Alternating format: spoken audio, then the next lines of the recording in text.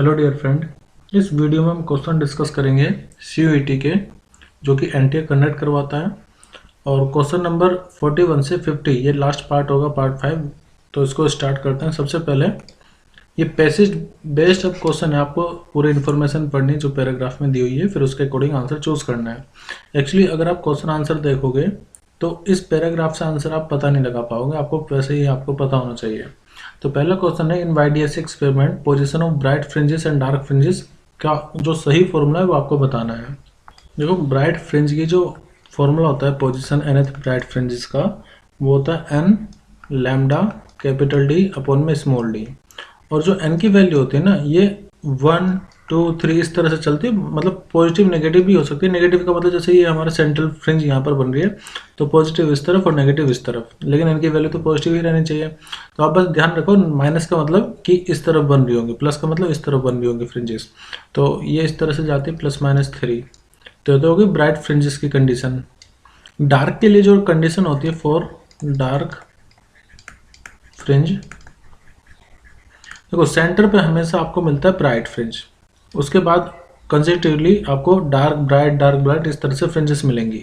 जो डार्क के लिए कंडीशन होती है वो होती है xn = 2n-1 lambda d upon में स्मॉल 2d, या फिर इसको आप ऐसे भी लिख सकते हो n-1/2 इंटू में लैम्डा अपॉन d है। तो देखो इसमें आ रहा है प्लस, तो प्लस तो नहीं आएगा यहाँ पर। इसमें आ रहा है xn = n लैम्डा, ये भी इनकरेक्ट हो गया। और यहाँ पर कैपिटल D आया नहीं, तो ये भी इनकरेक्ट है, बचा ले दे करके एक ही ऑप्शन बी हमारा सही होगा। इसके अलावा मैं आपको पाथ डिफरेंस की भी कंडीशन बता देता हूँ। जैसे ब्राइट फ्रिंजेस के लिए जो पाथ डिफरेंस होता है वो होता है n इंटू में लैम्डा, और डार्क के लिए जो पाथ डिफरेंस होता है वो रहेगा 2n-1 लैम्डा अपॉन में 2, या फिर n-1 अपॉन में 2 इंटू लैम्डा भी आप कह सकते हैं।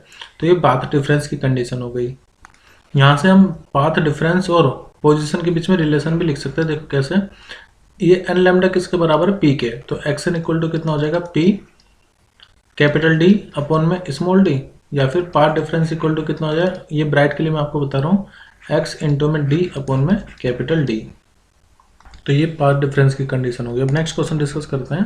Path difference between the wave meeting at point P is given by. Path difference का फॉर्मूला पूछ लिया इस बार, P पॉइंट पर जो बनेगा। तो देखो यहाँ पर मैंने अभी आपको पाथ डिफरेंस का फॉर्मूला बताया, x इस छोटा d अपॉन में बड़ा d।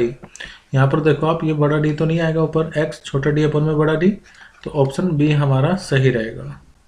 क्वेश्चन नंबर 43 है, आपको 20th ब्राइट फ्रिंजेस की पोजीशन दी हुई 20 मिलीमीटर, और आपको पूछा था distance between 5th bright fringe and the 3rd bright fringe कितना होगा।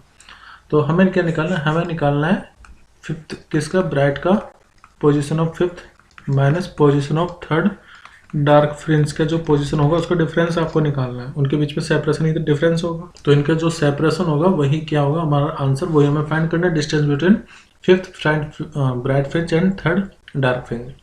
अब ब्राइट के लिए जो फॉर्मूला मैंने आपको बताया था एक्सन का वो था n लैम्डा d अपॉन में स्मॉल d, और डार्क के लिए जो मैंने आपको फॉर्मूला, यह हो गया ब्राइट के लिए। डार्क के लिए जो पोजीशन का फॉर्मूला था वो था 2n-1 lambda capital D upon में स्मॉल d, और यहाँ पर 2 आएगा, या आप इसको ऐसे भी लिख सकते हो n-1 अपॉन में 2 इंटू में लैम्डा कैपिटल D अपॉन में स्मॉल d। अब अगर मैं 5th ब्राइट फ्रिंज देखूं तो उसकी पोजीशन इससे पता चलेगी। तो n की वैल्यू में कितनी लिखूंगा, 5, तो 5 लैम्डा कैपिटल D अपॉन में स्मॉल d माइनस, देखो कैपिटल D और स्मॉल d क्या होता है पहले मैं आपको ये बता देता हूँ।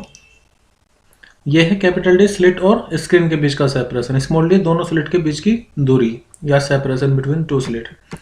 अब ये हमने 5 लैम्डा d अपॉन d लिखा। डार्क फ्रिंज 3rd किस पे आएगी, देखो n की वैल्यू आप यहाँ पर रखिए 3। जब आप n की वैल्यू 3 रखोगे तो 3 - 1/2 lambda capital D upon small d, तो कितना है, 3 6 में से 1 जाएगा, 5/2 आ जाएगा। तो इसका मतलब यहाँ पर भी कितना आ गया, 5 अपॉन में 2 लैम्डा कैपिटल D अपॉन में स्मॉल d। ये हमें फाइंड करना है। देखो हमें गिवन क्या था, हमें गिवन था 20th ब्राइट फ्रिंज की पोजीशन, यानी कि x20 हमें 20 मिलीमीटर गिवन है। तो इसका मतलब n की वैल्यू में कितनी लिखूंगा, 20 इंटू में lambda capital D upon small d। तो lambda capital D upon small d की वैल्यू कितनी आ जाएगी, वो आ जाएगी 1, जो भी यूनिट रहेगी उसकी तो हमें पता चल गया lambda capital D upon small D की वैल्यू 1 है। अब देखो यहाँ पर 5 माइनस 5/2 है ना, lambda capital D upon small D को कॉमन ले लो, यहाँ से बचेगा 5, यहाँ से बचेगा 5/2 माइनस का। अब ये कितना हो जाएगा, 5 × 2 10 माइनस 5 यानी कि 5/2 बच गया ये, इंटू में लैम्डा कैपिटल डी अपॉन में स्मॉल डी। इसकी वैल्यू में पता है कितनी है, 1 है, तो 5/2 इंटू में 1, ये कितना आ जाएगा 5 का आधा 2.5 2.5 मिलीमीटर। तो अपना आंसर आएगा ऑप्शन सी। तो हमने इन दोनों को फॉर्मूला यूज करके ये चीज़ आप फाइंड कर पाएंगे। क्वेश्चन नंबर 44 है, that in YDSC the distance between two consecutive bright fringe is given by 3 millimetre, यानी कि आपको ये फ्रिंज विड्थ गिवन है beta 3 millimetre. What would be the fringe width if YDSC is performed in the medium of refractive index 1/1.2? देखो जब भी आप same apparatus को किसी दूसरे लिक्विड में किसी दूसरे मीडियम में ले जाओगे तो जो नई फ्रिंज विड्थ होगी वो 1/μ टाइम्स हो जाएगी जितनी फ्रिंज विड्थ पहले रही होगी। यानी कि अगर ये मान लो ये एयर में परफॉर्म कर रहे हो आप यहाँ पर, तो नया मीडियम में 1/μ टाइम्स हो जाएगी फ्रिंज विड्थ। इसका मतलब एयर में फ्रिंज विड्थ कितनी है 3 डिवाइडेड बाय रिफ्रैक्टिव इंडेक्स से डिवाइड कर दो, वो कितना है 1.2। तो 3 को 1.2 से हमें डिवाइड करना है, so we will get 2.5 millimetre. तो हमारा सही आंसर होगा ऑप्शन सी। क्वेश्चन नंबर 45 है, इन दिस गिवन फिगर आपको गिवन है कि S1 minus SS2 lambda by 3 है, S1 minus SS2 lambda by 3 given है। देखो हमें पता है कि जो पाथ डिफरेंस है वो S2P माइनस S1P, मतलब कि यहाँ से S2P और माइनस S1P, इसको हम P से डिनोट करते हैं। और ये जो P होता है ये इक्वल होता है XN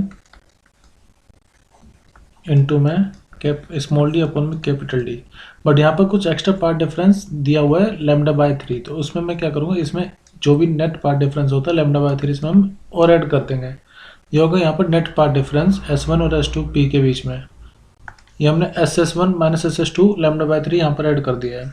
अगर हम मैक्सिमा का पार्ट डिफरेंस देखें, फॉर मैक्सिमा जो पार्ट डिफरेंस होता है वो n लैम्डा इक्वल होता है, तो ये जो नेट पार्ट डिफरेंस है इसको मैं मैक्सिमा के लिए किसके बराबर रख दूंगा, x इंटू में d अपॉन में d, ये nth पोजिशन प्लस के lambda by 3 equal to n lambda, ठीक है। या फिर जो पोजीशन होगी xn इंटू में d अपॉन स्मॉल d, ये किसके बराबर हो जाएगा, n lambda minus lambda by 3 के, ये माइनस है यहाँ पे।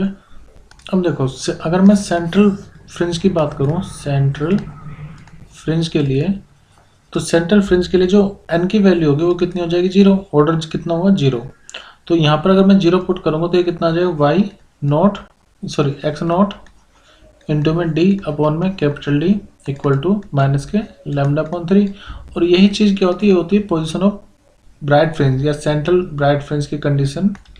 तो देखो यहाँ से x0 की वैल्यू कितनी आ जाएगी, x0 आ जाएगा माइनस के लैम्डा अपॉन में 3 इंटू में capital D upon small d। तो ये जो होगी x0 ये होगी नई पोजीशन किसकी, सेंट्रल ब्राइट फ्रिंजेस की। तो इसका मतलब माइनस के lambda capital D upon small 3d, तो हमारा ऑप्शन डी सही रहेगा। अभी तक जो क्वेश्चन थे वो थे वेव ऑप्टिक्स पर बेस्ड, मतलब पैसेज जो था वो पूरा इंटरफ्रेंस पर बेस्ड था। नेक्स्ट जो पैसेज है वो पूरा इंटीग्रेशन अल्फा डीके के ऊपर बेस्ड है। तो इसमें फर्स्ट क्वेश्चन है, in alpha decay the mass number of daughter nuclei क्या होता है। देखो पहले मैं आपको अल्फा डीके बता देता हूँ होता क्या है इसमें। जैसे मान लो कोई पेरेंट न्यूक्लियाई ZX है और उससे कोई डॉटर न्यूक्लियाई बन रहा है, तो इसको मैं लिख लेता हूँ अभी जो भी है, और इसमें 2He4 निकलेगा और कुछ एनर्जी निकलेगी। अब एटॉमिक मास नंबर और एटॉमिक नंबर दोनों बराबर होने चाहिए। तो यहाँ पर A में से 4 तो इसके पास आ गया, तो कितना हो जाएगा A-4, और यहाँ पर Z में से 2 इधर आ गया, तो इसके पास कितना बचेगा Z-2। तो हम ये कह सकते हैं कि जो डॉटर न्यूक्लियाई आ रहा है उसके पास जो मास नंबर है वो 4 से कम है in comparison to parent nuclei, और जो एटॉमिक नंबर है वो Z में से 2 कम रहेगा, Z-2 रहेगा। तो in alpha decay the mass number, इसमें मास नंबर पूछ रहा है कि डॉटर न्यूक्लियाई का कैसा रहेगा, तो मास नंबर मतलब A-4 है इसका। तो हम ये कहेंगे कि 1 मोर देन नहीं, 1 less than the parent nuclei no, 2 more than नहीं, हाँ 4 less than the parent nuclei, ये सही है। A में से 4 माइनस करोगे तभी तो डॉटर न्यूक्लियाई का मास नंबर पता चलेगा, तो A-4 यानी कि यहाँ पर ऑप्शन डी यहाँ पर सही रहेगा। तो ये जनरल इक्वेशन है या जनरल रिप्रेजेंटेशन है किस तरह से आप अल्फा डीके को दिखा सकते हो। क्वेश्चन नंबर 47 है, इसमें आपको ABCD कुछ रिएक्शन दी हुई है, आपको बताना है कि जब अल्फा और बीटा बीटा डीके हो रहा होगा तो इनमें से कौन सी कंडीशन सही रहेगी। इसके लिए हमें दो कंसेप्ट पता होना चाहिए। पहला कि अल्फा डीके होता क्या है और आइसोटोप और आइसोबार क्या होता है। देखो पहले मैं आपको आइसोटोप आइसोबार समझा देता हूँ। तो आइसोटोप पहले समझते हैं। आइसोटोप जैसे मान लो दो एलिमेंट है हमारे पास x और y, तो इसको मैं लिख रहा हूँ ZA। आइसोटोप का मतलब क्या है कि जिसके टॉप बराबर ना हो लेकिन बेस बराबर हो। अभी समझाता हूँ क्या हो गया। आइसोटोप मतलब जिसके टॉप बराबर है। टॉप पे क्या लिख रहा हूँ मैं, एटॉमिक मास नंबर, और यहाँ पर बेस में क्या लिख रहा हूँ मैं, एटॉमिक नंबर। तो आइसोटोप वो एलिमेंट होते हैं, देखो आइसोटोप वो होंगे when different element has same atomic number but different mass number, यानी कि इनका जो बेस होगा वो तो सेम रहेगा लेकिन जो टॉप पर है वो सेम नहीं रहेंगे, यानी कि मास नंबर सेम नहीं रहेगा। आइसोबार में क्या होगा, when different element has the same mass number, यानी कि इनका जो टॉप है A वो तो सेम रहेगा बट डिफरेंट एटॉमिक नंबर, यानी कि इनका जो Z की वैल्यू होगी वो डिफरेंट रहेगी। तो ये हुई आइसोटोप और आइसोबार की कहानी। अब अल्फा बीटा डीके क्या होता है, तो देखो अल्फा डीके में जनरली ये होता है कि 2He4 एलिमेंट निकलता है, ये न्यूक्लियाई। जैसे मान लीजिए कोई पेरेंट न्यूक्लियाई है ZX से और कहीं पर अल्फा पार्टिकल निकल रहा है, अल्फा पार्टिकल निकल रहा है, तो जो डॉटर न्यूक्लियाई होगा लेट Y है वो, तो अल्फा पार्टिकल का मतलब है 2He4, 2He एक्चुअली 2 ऊपर रहेगा, तो यहाँ पर 2He4 साथ में निकलेगा, किसमें, अल्फा डीके में। ठीक है, तो अल्फा डीके का मतलब ये हुआ कि जो डॉटर न्यूक्लियाई आ रहा है यहाँ पर उसमें से A से तो कम हो जाएगा 4 क्योंकि 4 इधर आ गया है, और Z में से कम हो जाएगा 2 क्योंकि Z इधर आ गया, तो Z-2। तो जो मास नंबर है वो तो 4 से डिक्रीज करेगा और जो एटॉमिक नंबर है वो 2 से डिक्रीज करेगा। जबकि बीटा डीके में मान लो ZX है कोई भी एलिमेंट, कोई भी न्यूक्लियाई, तो बीटा का मतलब ये कि यहाँ पर इलेक्ट्रॉन, देखो दो तरह के बीटा होते हैं, एक बीटा नेगेटिव और एक बीटा पॉजिटिव। अगर मैं बीटा नेगेटिव को कंसिडर करूँ तो यहाँ पर इलेक्ट्रॉन निकलेगा, मतलब बीटा नेगेटिव पार्टिकल निकलेगा जिसको कह सकते हैं, और उसके साथ निकलता है एंटी न्यूट्रिनो। और जो डॉटर न्यूक्लियाई निकलेगा उसका एटॉमिक मास नंबर सेम रहेगा, जबकि उसका जो बेस में है यानी कि एटॉमिक नंबर ये 1 से इंक्रीज हो जाएगा। अब आप ये देखो कि यहाँ पर जब बीटा डीके हो रहा है तो बीटा डीके में A सेम है। A सेम होने का मतलब इनका जो मास नंबर है, दोनों न्यूक्लियाई जो बने हैं उनका जो मास नंबर है वो सेम है, मास नंबर सेम है। अब मास नंबर सेम कब होता है, वो सेम होता है आइसोबार में। इसका मतलब ये हो कि जब भी बीटा डीके होगा, चाहे वो बीटा नेगेटिव हो या बीटा पॉजिटिव हो, दोनों में ही मास नंबर सेम रहेगा। तो बीटा डीके में जो दोनों पेरेंट न्यूक्लियाई और डॉटर न्यूक्लियाई होंगे वो दोनों आइसोबार रहेंगे। मैं इस कंसेप्ट को रिपीट कर देता हूँ। देखो जब भी बीटा डीके होगा, चाहे वो बीटा नेगेटिव डीके हो, अगर आप बीटा पॉजिटिव डीके भी देखोगे तो उसमें भी बस फर्क कितना रहेगा, बीटा पॉजिटिव में न्यूट्रिनो निकलेगा और इलेक्ट्रॉन या बीटा नेगेटिव में न्यूट्रिनो निकलता है। तो इसमें भी जब मान लीजिए बीटा पॉजिटिव डीके हो रहा है तो भी जो एटॉमिक मास नंबर है वो A ही है, सिर्फ चेंज क्या होता है, मास नंबर, इसमें एटॉमिक नंबर में चेंज आता है, एटॉमिक मास नंबर में चेंज नहीं आता। जब कभी भी बीटा डीके होगा तो जो दोनों पेरेंट और डॉटर न्यूक्लियाई होंगे वो दोनों क्या होंगे, आइसोबार अपने आप में। तो बस आपको ये स्टेटमेंट ध्यान रखनी है क्या, कि beta decay changes atomic mass number only while mass number remains same. तो एटॉमिक मास नंबर तो सेम रहेगा, जबकि चेंज क्या होगा, एटॉमिक नंबर में चेंज आएगा बीटा डीके में। तो इसका मतलब ये आइसोबार में देगा। अब बीटा डीके कहाँ हो रहा है, बीटा डीके यहाँ पर बीटा डीके हुआ है, यहाँ पर बीटा डीके हुआ है। इसका मतलब ये होगा कि जो C है और D है वो तो अपने आप में आइसोबार रहेंगी, साथ ही साथ B जो C मिला है वो B का बीटा डीके होकर के मिला है, तो B भी आइसोबार रहेगा C का, और ये तीनों आपस में आइसोबार रहेंगे।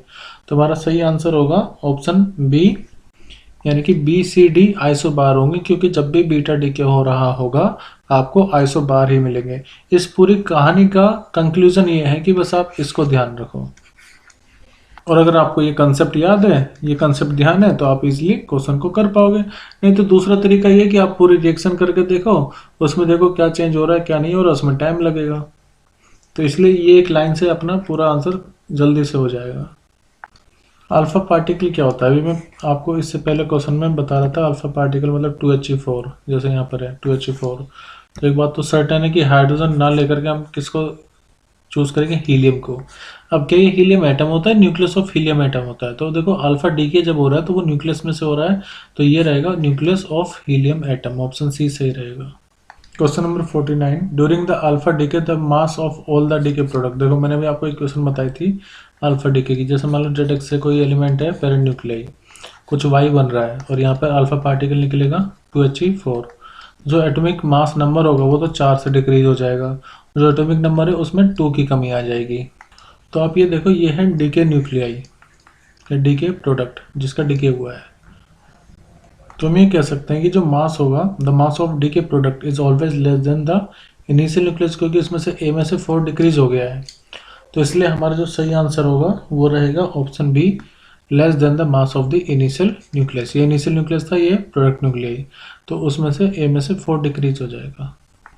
क्वेश्चन नंबर 50, इन अल्फा डीके प्रोसेस, ये आपको गिवन है, क्यू वैल्यू किसके बराबर होगी। देखो अगर आपको क्यू वैल्यू निकालनी है तो देखो ई इक्वल टू कितना होता है, डेल्टा एम सी स्क्वायर, या जो क्यू वैल्यू होगी, क्यू वैल्यू मतलब एनर्जी को रिप्रेजेंट करता है, ये होता है mass energy of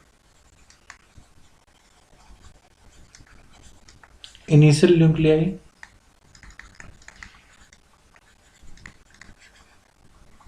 minus final product nucleus.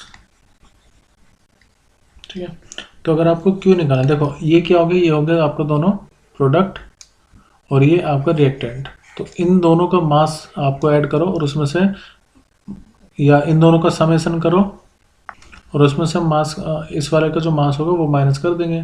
So we can write mx minus का जो y का मास होगा और जो हीलियम का मास होगा उसका आपको लिखना है डेल्टा एम, ये आएगा और इंटू में सी स्क्वायर की मल्टीप्लाई कर देंगे। तो mx में से माइनस करेंगे my प्लस के me, तो इसका मतलब ऑप्शन ए यहाँ पर सही रहेगा, क्योंकि ये देखो माइनस प्लस माइनस हो जाएगा, तो option A will be correct. वैसे भी आपने हमेशा केमिस्ट्री में पढ़ा होगा कि अगर आपको क्यू वैल्यू निकालनी है तो आपको जो प्रोडक्ट होगा रिएक्टेंट का और जो प्रोडक्ट आ रहा है उनका डिफरेंस लेना होता है। तो इसलिए यहाँ पर हमारा ऑप्शन सही होगा, option A, answer will be option A. मैं आशा करता हूँ कि जितने भी क्वेश्चन हमने इस पार्ट में डिस्कस किए हैं वो सब आपको क्लियर हुए होंगे। अगर फिर भी कोई डाउट है तो आप मुझे कमेंट करके अपना डाउट पूछ सकते हैं, और अगर आपको सब कुछ समझ में आ गया है, सब कुछ क्लियर है और कुछ नया सीखा है तो लाइक करके मुझे ज़रूर बताएं। Thank you everyone, bye and take care.